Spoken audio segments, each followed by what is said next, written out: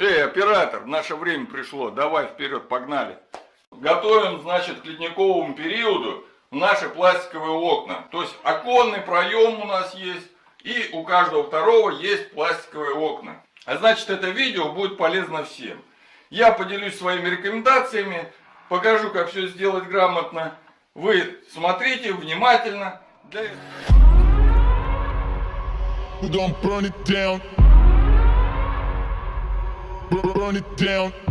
Регистрируйся на Майер или пролетел.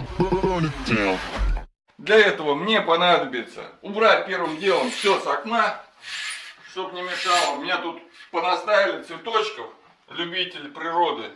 Убираем это все. Итак, отличное окно, ну казалось бы. Но эти окна служат недолго. Если мы поставили, забыли, не регулируем, не ухаживаем время от времени, то они приходят быстро в негодность. Ну, в основном вот эти резинки дубеют, их надо менять. Покажу, что нам понадобится. Здесь у меня на столе уже приготовлено кое-что, значит, шпатели, кисточки, скребок, смазочные материалы, губка и вот такие вот шестигранники, набор. По-моему, нам понадобится тройка. Прежде чем приступить, я бы хотел небольшое объявление дать, секунды. Есть такой канал Альтео ТВ. Я посмотрел, мне пришло в рекомендацию, очень понравилось. Человек занимается, значит, ремонтом всякой техники. Ну, очень интересно, у него около там 1000 видео. Каждый найдет, что интересно. Подписывайтесь, следите и за его видео. Выходят они у него регулярно, практически через день. Передаю привет. В общем, все прекрасно. Вернемся к видео, значит. Так, ребята, сильно не экономьте. Когда заказываете окна, есть возможность делать обе створки открывающимся. Видите, это облегчает потом эти окна помыть, добраться с другой стороны проще будет.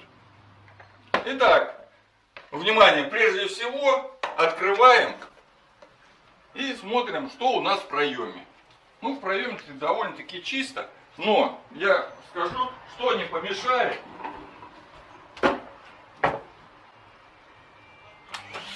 Нужно сделать обязательно, вот здесь вот есть вот отверстия, подведи поближе, покажи, вот они отверстия, это для вентиляции, их надо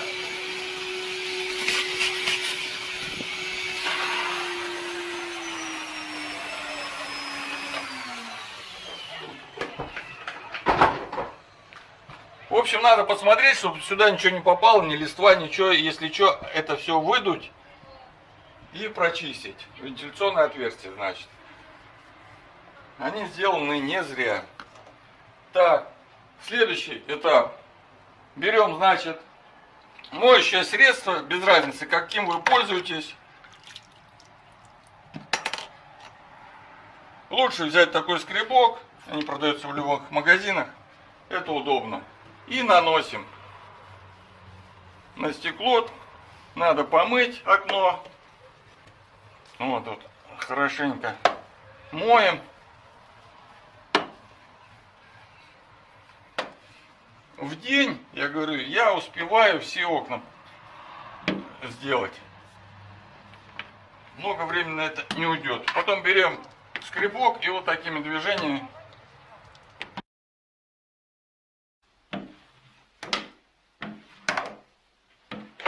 В общем, как-то так.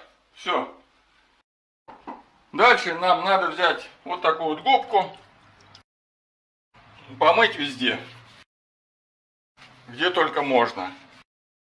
Резинки сами хорошенько помыть. Под них тоже там грязь набивается, пыль.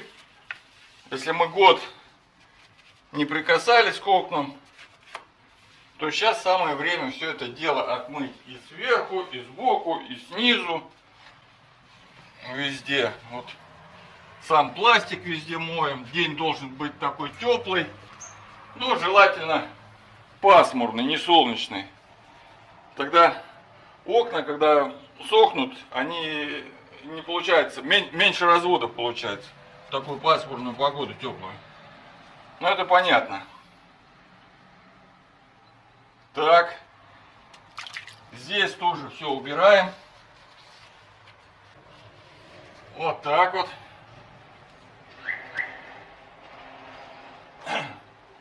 Вот, видите, дюбеля. Рама прикручена. Ну, говорю, я сам устанавливал. И получилось неплохо, надежно. На следующем этапе я предлагаю проверить и отрегулировать, значит, закрытие створок. Как это делается? Берется белый лист бумаги А4 и начинаем протягивать. То есть везде должно равномерное быть усилие протяжки. Вот в таком режиме равномерно. Если где-то выскочит лист, значит у нас здесь, значит, надо подрегулировать. Ну вот видим, да? Все прекрасно идет. Закрываешь, еще туже, вот почти вырвать невозможно. Здесь поплотнее сделано, туже проходит, но это еще хорошо. Проверили. Если что, берем вот таким ключиком и начинаем регулировать. Здесь вот есть вот один винт. Вот он вынимается, вот эта заглушка. Ну, в общем, не буду на этом останавливаться. В интернете полно видео, как отрегулировать пластиковые окна. Причем пластиковые окна бывают разные конструкции, разных фирм-производителей, и регулируются они по-разному. Если что, вы напишите, я по вековским могу отдельно запилить потом видос и показать полностью, как регулировать, как настраивать окна, какие бывают с ним проблемы, выпадание створок, все это как решается касаемо этих. Поэтому в этом видео не будем на этом останавливаться. Тем более, что у меня в отличном состоянии окна и ничего регулировать не надо. Поэтому, ну а вам надо, допустим, все это убедиться, что везде все окейшишь. Теперь вот я вам показываю. Внимание. Куда плоскогубцы делись? Далее. Мы на окнах видим вот такие вот собачки, да? Вот они. Вот с обратной стороны на раме защелки. Вот они установлены. И в этих же местах, если мы вот так нажимаем, вот видите, они начинают закрывать, припирать створку. Поэтому, если мы устанавливаем вот таким образом, да, вот таким образом, то у нас получается зимний режим. Если мы устанавливаем таким образом, то степень прижатия уменьшается. Это у нас летний прижим, чтобы сильно не давить на резинки и продлить их службу, чтобы не сминались. Ну а зимой куда деваться, мы часто не открываем окна, мы как бы запечатали и все. Ставим на зимний режим. Да, в принципе, даже зимой, если где-то начинает чуть-чуть дуть, можно всегда створку открыть и подрегулировать, перевести еще на более. Так, вот это у нас собачка, значит. Берем все это дело, смазываем. ВДшкой можно пропшикать, силиконовой смазкой все это дело пропшикивать. Берем, чтобы меньше был износ металла, металл. Не помешает чуть-чуть добавить консистентной смазки. Вот, у меня автомобильная есть. Наносим вот так везде, на эти пятаки. Не жалейте, тут такое визуально, что вам испортит что-то. Мажьте. Потом, если что, весной смоете, по новой намажете. Вот эти все проходим. Ну, как-то аккуратнее, там, может, кисточкой, не знаю, но хорошенько вот это смазываем. Вот. Теперь у нас тут не будет трения, не будет износ в этих местах. Ну, еще раз напоминаю, чтобы взять силиконовые смазки, пропшикать. Так. Берем и ведем по резинке. Вот таким образом.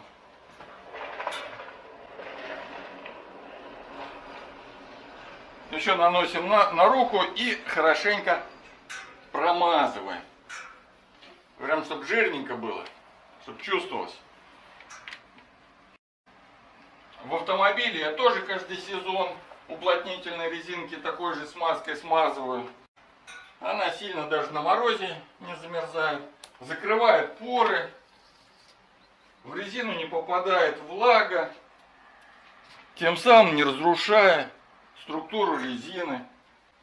Так, надеюсь, я объясняю правильно. Если где-то что-то оговорился, то извиняйте.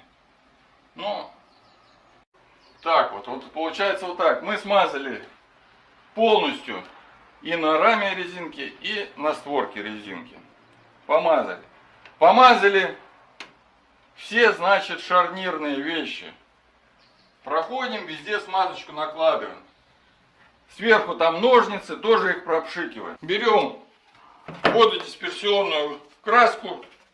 У меня, кстати, импортная, итальянская вододисперсионная. Она не портится со временем, хранится долго. Имеет отличное качество, как нанесение, так и потом и по цвету, и по всем характеристикам отличная. Как называется, я честно не знаю. Она вот такая в банке идет. Вот, в банке идет. Вот так размешаем ее. Почти без запаха, запаха не имеет. Размешиваем и закрашиваем, значит. Обновляем.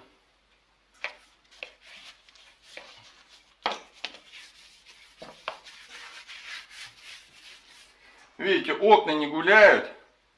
Никаких трещин в ходе эксплуатации нету. Жаль, что я видео не снял по установке. Но у меня раньше, год назад, и канала как такового не было. А устанавливал это года 4, наверное, или 5 назад эти окна ставил. И, конечно, плохо, что не записал. Потому что это было бы точно вам интересно. Если кто-то хотел бы взяться и своими руками установить окна грамотно, то как устанавливают ребята из компании вот этих установщиков, я посмотрел, мне не нравится, неправильно они их ставят. Не нравится. Им надо быстрее тяп-ляп, и они не понимают саму технологию толком.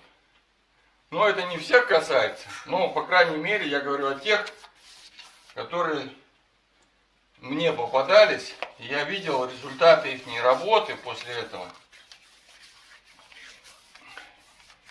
И когда кое с кем начинаешь говорить, ну, видно, что они эту тему не понимают. Не понимают толком. Вот так. Покрасили. Будет смотреться свеженько и беленько после того, как высохнет. Так, ну ладно, эту стенку потом докрашу.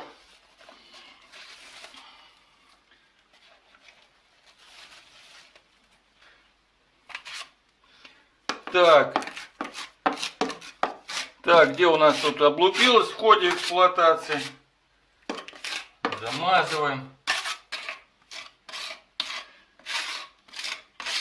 Так.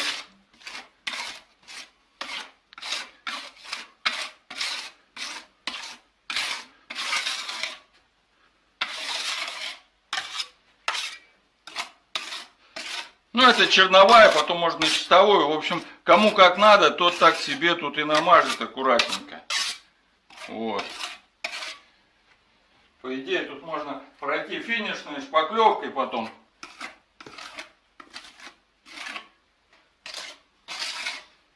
Хорошенько все это дело обработать.